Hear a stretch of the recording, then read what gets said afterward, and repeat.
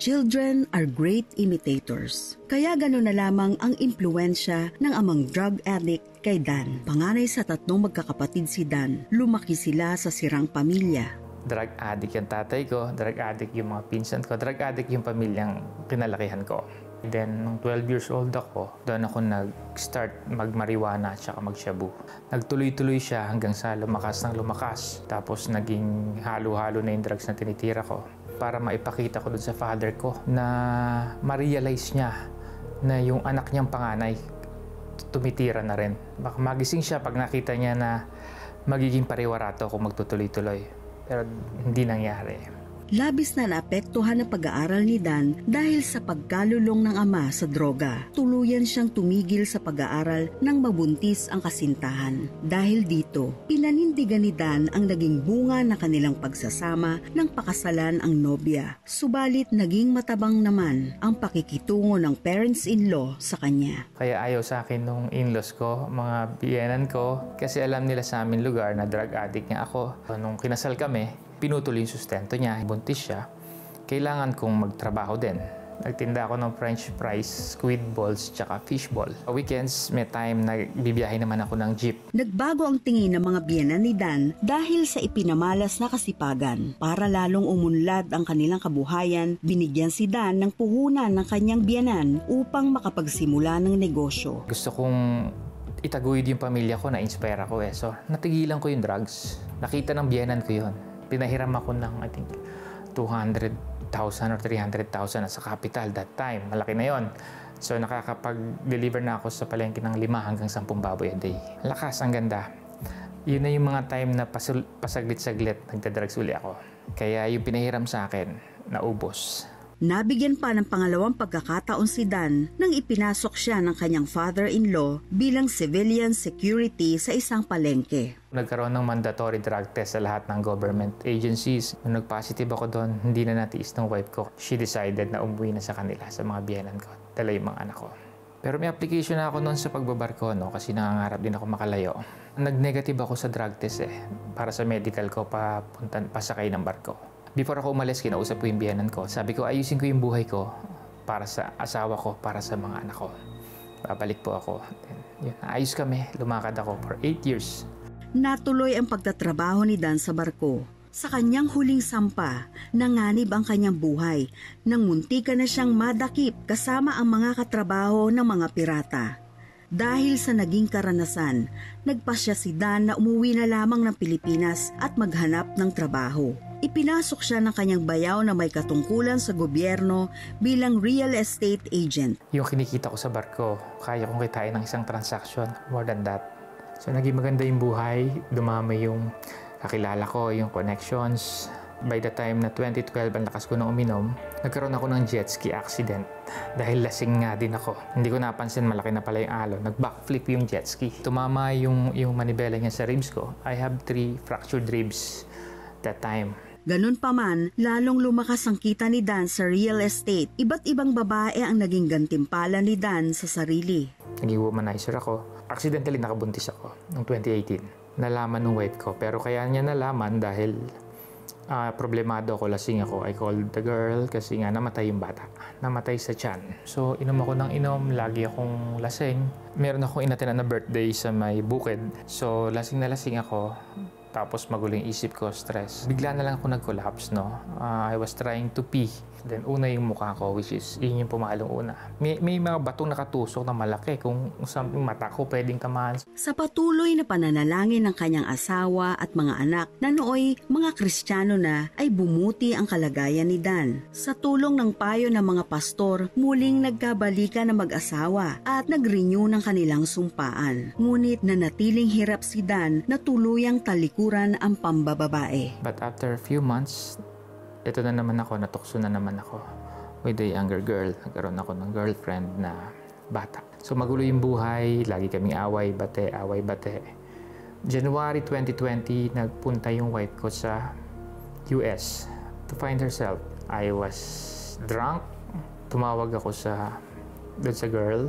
Nakikipaglandian ako siguro sa phone, narinig ng mga anak ko. Then yung mga anak ko naman, tinawag sa mom nila. Then their mom, bumalik agad dito sa Pilipinas para kumprontahin ako. Yan, gumulo na naman. Nung nag-lockdown na yon, may liquor ban, so hindi na ako nainom. Nag-start na kami ng devotion, nagpe-pray kami as a family. Parang naramdaman ko na na nagwo-work sa akin ng Holy Spirit. Nagigising na ako that time. Sometime in June, lumuwag na. So parang balik na sa trabaho, nalabas na uli ako. I always carry a gun. Nag-inom kami, so nasarapan na naman ako. Inaabot ako ng midnight ata. Nahanap na ako ng wife ko, hindi ako nasagot sa kanya kasi lasing na ako. Galit na galit siya kasi akala niya, ayun na naman ako. Tinutukan niya ako ng barel. Then nag-agawan na kami. Kaya that time, may tangay yung barel.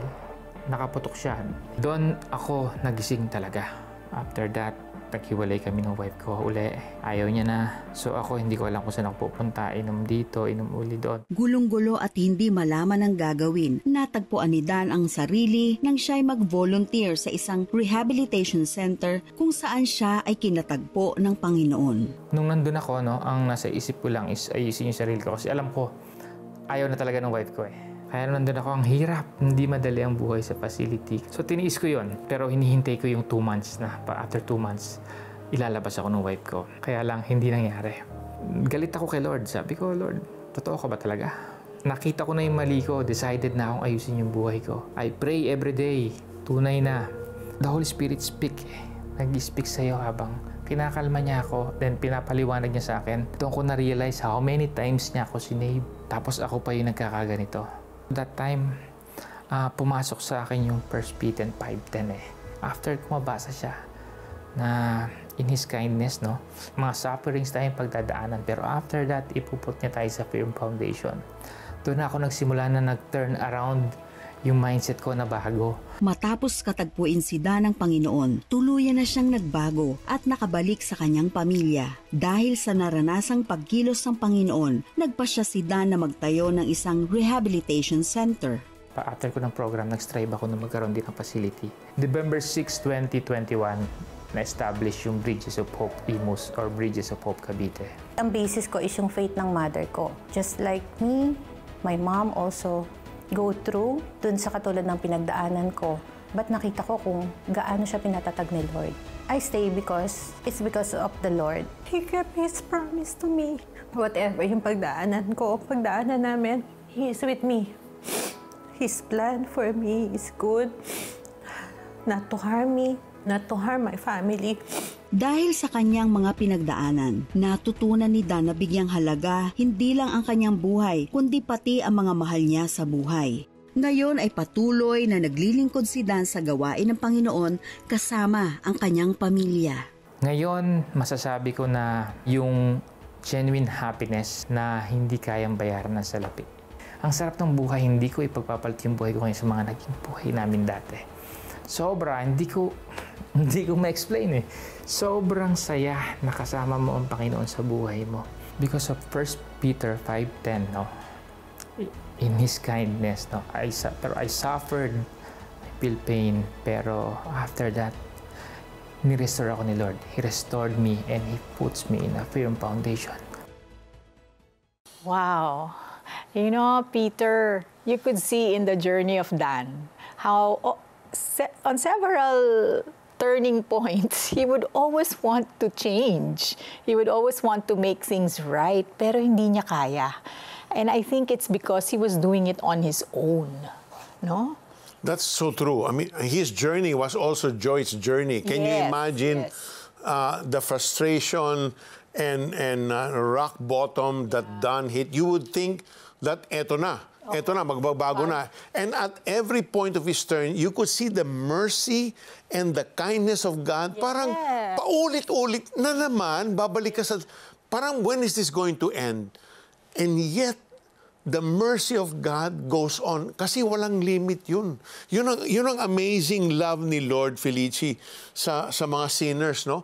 Na true what the word says, God hates the sin, but loves the sinner.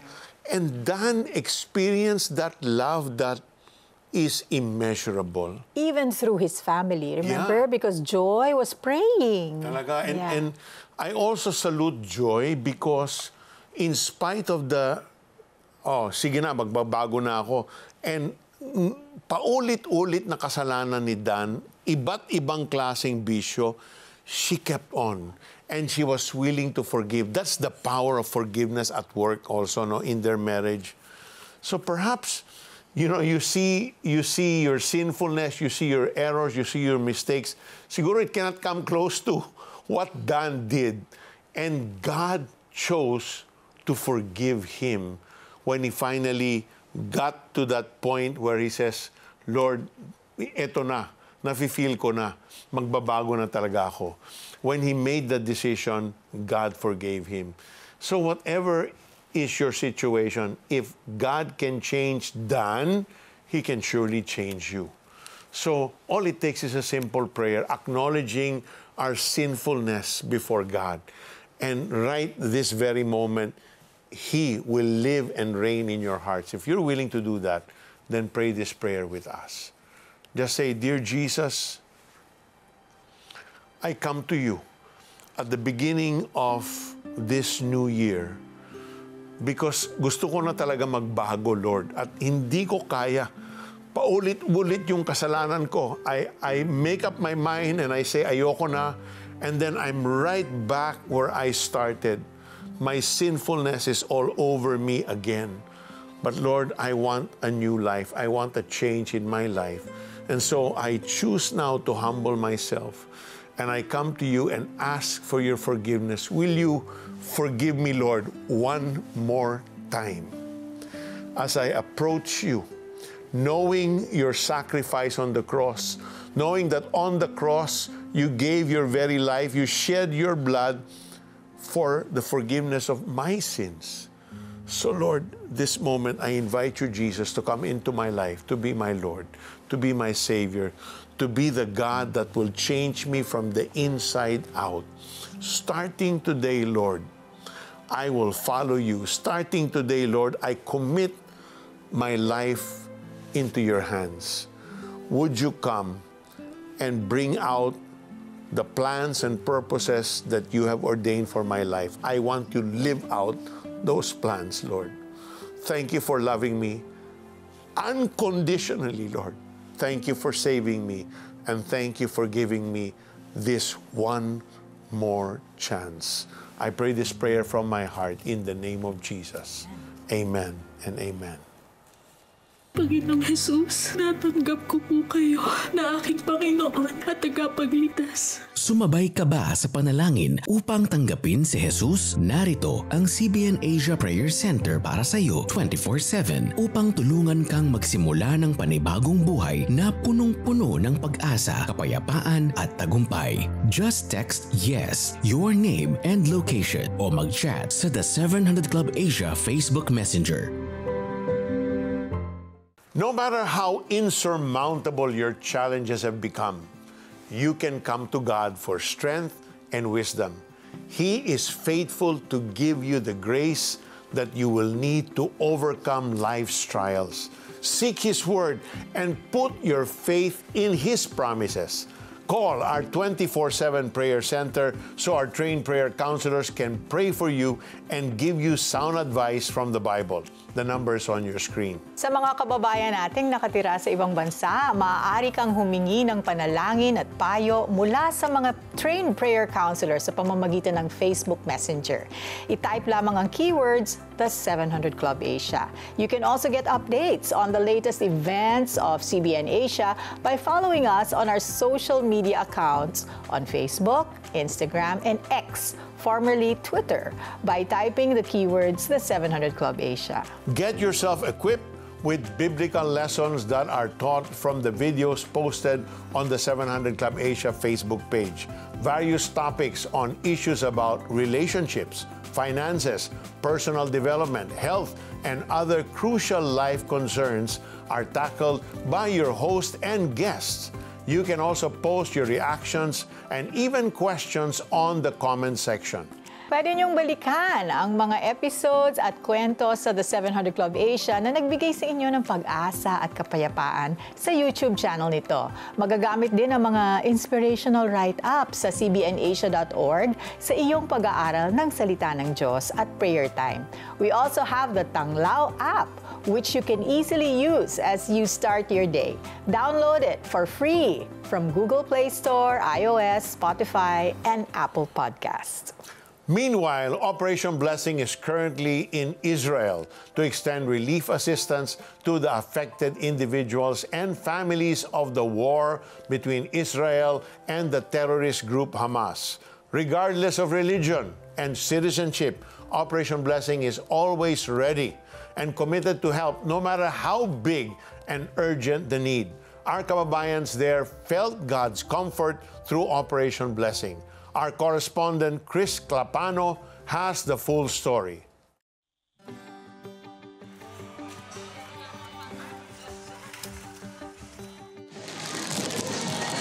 Nandito po tayo ngayon sa Latet Warehouse, isa po sa mga partner ng CBN Israel at Operation Blessing.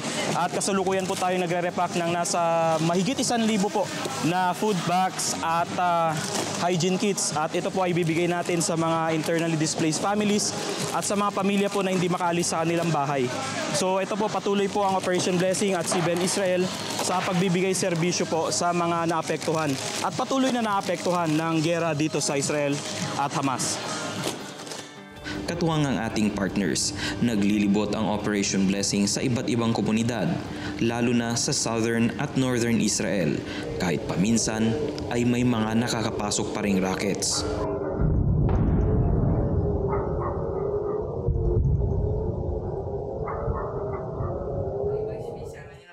Isa sa mga nakilala ng team ay ang Holocaust survivor na si Sofia. Bata pa lang siya nang nabulag dahil sa pagbomba ng Germany sa Stalingrad sa Russia. Pero hindi ito naging hadlang para siya ay magsilbi bilang music teacher sa mga batang bulag. Mula noong World War II, ilang gera na ang naranasan ni Sofia, lalo na nang bumalik siya sa Israel. Gayunpaman, hindi siya natatakot. איפה את הולכת כשיש אזעקה פה? כשיש רקטות, מה את עושה? איפה? מתי זה עולה? פה, אם יש אזעקה. אם יש אזעקה שיש רקטות. אני לא מפחד לאזעקה. אני לא...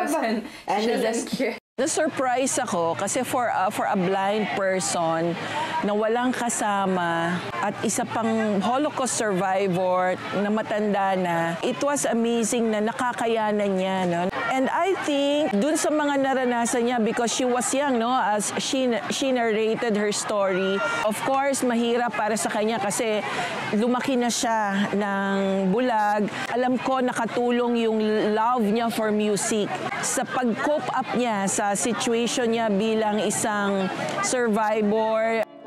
Regular siyang tinutulungan ng ating partner, kasama ang iba pang mga Holocaust survivors, lalo na at may gera ngayon. Nagdala ang grupo ng food box, hygiene products at winter gears.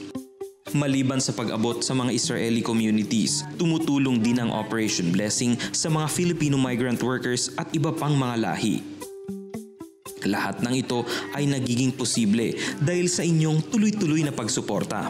On behalf of the people here in Israel who are affected and impacted by the ongoing war, thank you for the support to CBN and Operation Blessing. God bless you.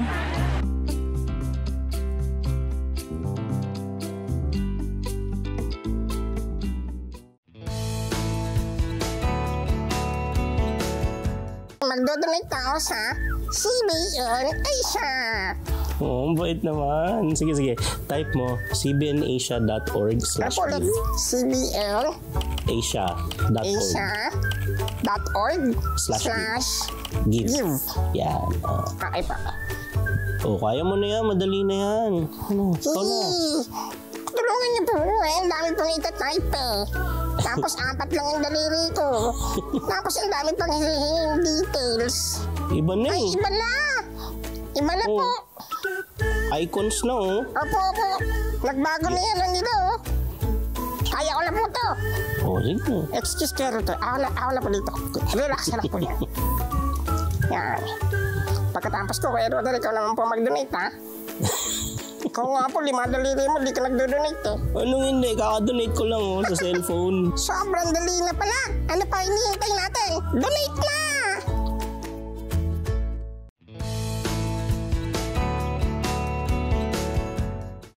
Masugid na tagapanood ng The 700 Club Asia si John Ray. At sa kabila ng mga napapanood na kwentong punong-puno ng pag-asa, nabalot pa rin ang kanyang buhay ng labis na takot at kahihiyan nang hindi siya pumasa sa nursing licensure exam noong 2009. Na-down ako. Sabi ko, Lord, bakit naman po ganun? Di ba nag-aral naman po ako? Lumapit naman po ako sa inyo. Pero ba't ganito po? Hindi ako lumalabas ng bahay for almost 1 week. Kasi ayokong makita. Mas gusto ko pang nagkukulong. Bagamat siya ay may pagdududa, nagpatuloy pa rin siyang sumubaybay sa programa. All we need to do is receive it. Nagpe-pray si Pastor Peter. It's all about victory. So sumabay ako sa prayer. Pumapasok lang sa tenga ko nun, right now, receive your victory. Sabi ko, Lord, this is it. Talagang na-flip ako nun. That at the name of Jesus, you said in your word every... Sabi, accept Jesus as your Savior and Lord. So in-accept ko na po kaagad yon. Lahat ng burden na natalo ko sa isang laban nung nakaraan is na-comfort. Dumulog din siya sa prayer center upang humingi ng panalangin na makapasa siya sa board exam. May nag-reply naman, sabi, keep your faith to the Lord. Meron palang mga best friends pa. At naging tapat ang Diyos sa buhay ni John Ray. Taong 2011 nang makapasa siya sa nursing licensure exam. Sabi ko, Lord, thank you po talaga sa another blessing. Talagang claim ko kaagad yung victory. Makalipas ang ilang mga taon, ikinasal si John Ray kay Catherine at nagkaroon sila ng anak.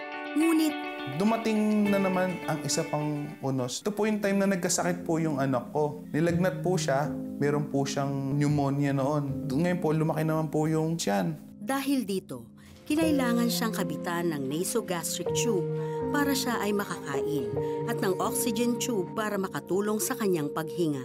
Tapos dumating po yung time na pinapapirma na kami ng consent. So pinirmahan namin. Pinanghinaan ako ng lahat. Pinanghinaan ako ng faith. Pinanghinaan ako ng katawan, ng isip. Gulong-gulo. Habang binabantayan niya ang anak sa ospital, muli siyang nakapanood ng The 700 Club Asia. Nanonood ngayon, nananalangin para sa iyong anak. God's healing you. Nagdadasal din ako, hawak ko yung paa na yun. Sabi ko, Lord, I receive the healing. At dininig ng Diyos ang kanyang panalangin. Unti-unting umayos ang kondisyon ng anak hanggang sa tuluyan na siyang gumaling. Nagpapasalamat talaga ako kay Lord kasi Lord, suddenly it's a miracle. Nakatulong ang pagsubok na pinagdaanan ni John Ray sa buhay sa kanyang trabaho ngayon bilang isang ganap na nurse. Isa po akong hemodialysis nurse para tulungan ang mga taong pinanghihinaan din ng pananampalataya sa mga pasyente po namin. Huwag kayong panghinaan ng loob. Dahil sa mga panahon na mahina ang kalooban nyo, mahina ang isipan nyo, nanduro ng Panginoon na umaakay sa inyo. At sa tulong ng prayer center, nakadalo si John Ray sa simbahang kumakalinga sa kanyang paglago sa Panginoon. Ngayon pinagdasal ko rin po na sana po makasama ko na po yung pamilya ko. At sa pagsisimula ng 2019, buong pamilya silang sumalubong sa bagong taon na sumasamba at nagpupuri sa Panginoon. God is my Savior, God is my best friend. Para siyang isang kuya at isang magulang para sa akin. At lahat ng blessing at lahat ng tao na kapaligid sa akin is bigay niya para mas lalo akong lumago. At ngayon, kung ano yung meron ako, may share ko rin naman po sa iba. So real, no? Even if John Ray was at the point of victory and he was at the high as far as the Lord's concerned, nung nagkasakit yung anak niya and he says, nagwe-wane na yung faith niya.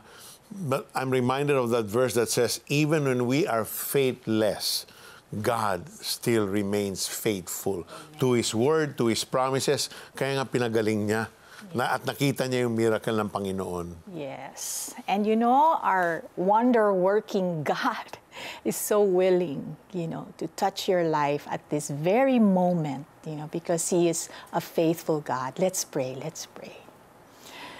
Thank you, Father, that nothing is too hard for you, Panginoon. Thank you, Lord, that you look upon us with eyes so tender, Father, and willing, Lord, to deliver us, to heal us, to comfort us, to strengthen us. There is someone watching right now who has breast cancer. Just put your hand on your breast. The Lord is healing you right now in the name of Jesus. There's also someone with pneumonia in the hospital. The Lord is touching you right now, clearing the airways, clearing those lungs in the name of Jesus. Thank you, Father. Thank you. There's also someone with a kidney ailment, and you've been undergoing the dialysis for the last 4 years. The Lord is saying to you, I'm restoring that kidney of yours. You need not go to dialysis anymore. You will see it when you have your checkup. Receive that by faith in the name of Jesus. Someone also with cervical cancer, the Lord is removing every cancer cell in your body this very moment. Receive that by faith in Jesus' name. Thank you, Lord. Nagnalangin si Peter Kairos at ako'y sumunod. Naramdaman ko na tuloy-tuloy ang pag-recover ko. Doon ko naranasan yung kapangyarihan ng Diyos. Wala kaming pera pero naitayo namin yung farm na ito. Nag-restore sa akin, finances, trabaho. Lahat po yan galing sa Panginoon. Tulad ba nila ay sinagot din ng Panginoong Jesus ang iyong panalangin? We want to hear it from you. Please text Answered Prayer and share your story with us. Send it to 0998 590-0620.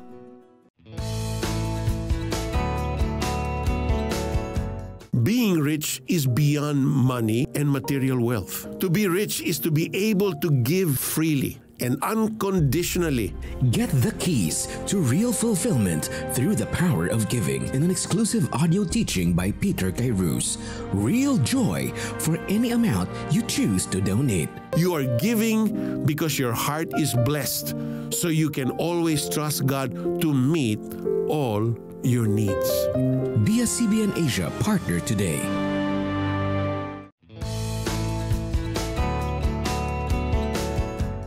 What kind of miracle are you asking for from the Lord? Healing, provision, transformed life? Miracles, you see, are not just extraordinary events. They are performed by our Lord Jesus Christ to renew our hope and deepen our faith. God orchestrates these miracles because He desires us to experience the fullness of His love. It's a testament to His unwavering commitment to our well-being. We encourage you to put your life into the hands of Jesus Christ. When you do that, you open yourself up to the incredible possibility of receiving your share of miracles. God's transformative power is at work, waiting to touch your life in ways you can't even imagine. Tama.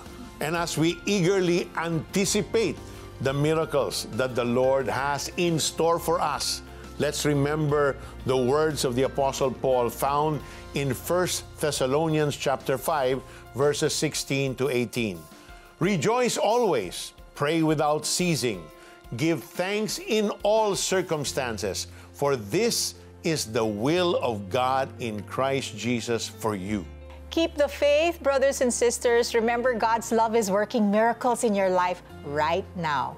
Huwag palampasin bukas ang panibagong episode na tiyak na maghahatid ng kaligtasan, pagbabago at biyaya sa inyo. Same time, same channel. Laging isa puso na tayo ay ligtas at payapa dahil ang Panginoong Hesus ang ating sandigan. Pagpalain kayo ng Diyos. Ngayong Biyernes, lalaking nalulung sa pornografiya, naghirap ng maghiwalay ang magulang, batang puno ng galit ng dahil sa pagbubuli, pagbangon sa hamon. Dito lang sa The 700 Club Asia sa GMA.